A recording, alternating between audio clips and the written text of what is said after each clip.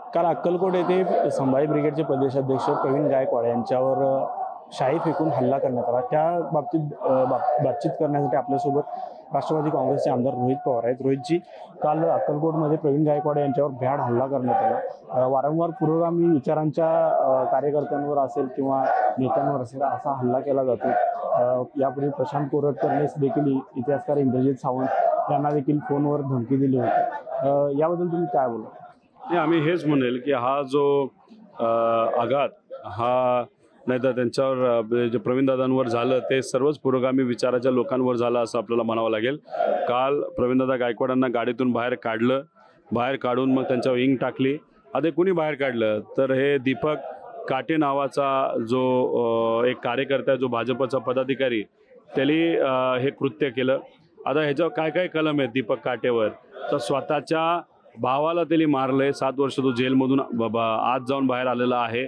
त्याच्याचबरोबर पुणे एअरपोर्टवर विमानात बसताना एक पिस्तूल आणि 28 कारतुजं घेऊन हा त्या ठिकाणी बसत होता आणि मग कुठे ते हायजॅक करण्याचा प्रयत्न प्लेनचा करत होता आणि भाजपचा कार्यकर्ता आहे। अशा व्यक्तीने त्यांना रस्त्यावर काढलं, इंग टाकली, साईडला ते गेले होते, परत त्यांना बोलावलं आणि असंही म्हणतात की या व्यक्तीवर रिव्हॉल्वर अंगावर होता।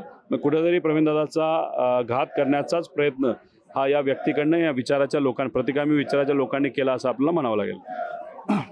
वारंवार प्रशांत कोरटकर असेल किंवा राहुल सोलापूरकर असतील किंवा आता प्रवीण गायकवाड असतील यांच्यावर हल्ला केला म्हणजे प्रवीण गायकवाडांच्यावर हल्ला केला। मात्र जे प्रतिगामी विचाराचे जे कार्यकर्ते आहेत त्यांना मुभा दिली जाते असं मत आहे तुमचं? नाही, 100%। आता या दीपक काटेचं पण काय होतं आपल्याला बघावं लागेल। कोरटकरला सोडलं, इतरही काही जे काही लोक होते ज्यांनी महान व्यक्तींच्या बद्दल बोललं होतं ते फक्त सत्तेतल्या लोकांच्या विचाराचे असल्यामुळे त्यांना सोडलं गेलं होतं।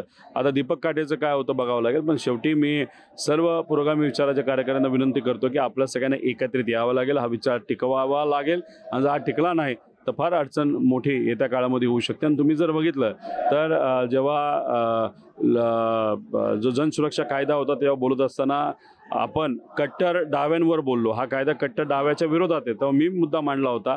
मग कट्टर उजव्यांचं काय? कारण का फक्त उजवे, फक्त डावे आणि सेंटर असे 3 विचारसरणी आहेत। एका बाजूचा कट्टरपणा जर चुकीचा असेल तर दुसऱ्या बाजूचा कट्टरपणा सुद्धा चुकीचा आहे। त्यामुळे हे जे काही प्रतिगामी विचाराचे कार्यकर्ते आहेत यांच्या विरोधात आम्ही सर्वजण आहोत आणि त्यांना कुठेतरी प्रेरणा आणि ताकद जर हे सरकार देत असेल तर ते चुकीचं आहे। कालच्या घटनेबाबत इतिहासकार श्रीमंत कोकाटेंची अशी एक पोस्ट आहे की पहिला निषेध हा महाविकास आघाडीचा केला पाहिजे, कारण महाविकास आघाडी कुठेतरी पुरोगामी कार्यकर्त्यांना नेत्यांना वापरून फेकते आणि त्यानंतर सत्तेत आल्यानंतर त्यांचे कुटुंब बघते।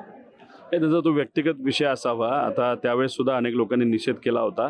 श्रीमंत कोकाटे हे कुठल्या तरी इलेक्शनला उभं राहणार होते का राहिले होते आणि त्यांना तो सपोर्ट महाविकास आघाडीकडनं झाला नाही। तो व्यक्तिगत विषय असेल, पण ठीक आहे, ते मोठे इतिहासकार आहेत, अभ्यासू आहेत, त्यांच्याबद्दल मी काही जास्त बोलणार नाही। फक्त विषय एवढाच आहे की इथं प्रवीणदादांवर जे झालं त्याच्यावर खऱ्या अर्थाने आज बोलण्याची जरूरत आहे आणि प्रवीणदादांच्या पाठीमागे आम्ही भक्कमपणे आहोत। राज्यात नवीन दारू विक्रीचे परवानगी दिले जात आहेत, त्याबद्दल काय?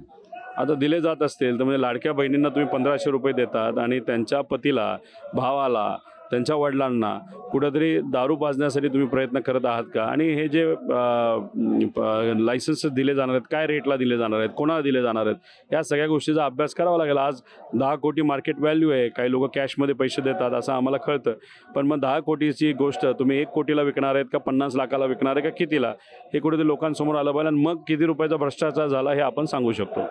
राष्ट्रवादी काँग्रेसच्या प्रदेशाध्यक्षपदी शशिकांत शिंदे यांचं नाव चर्चेत आहे, ही बातमी खरी आहे का? आता ही फक्त चर्चाच आहे, उद्याच कळेल आपल्याला कोण होतंय आणि कोण राजीनामा देत आहे। कालच्या घटनेबद्दल तुम्ही आज विधानसभेत प्रश्न उठवणार आहे का?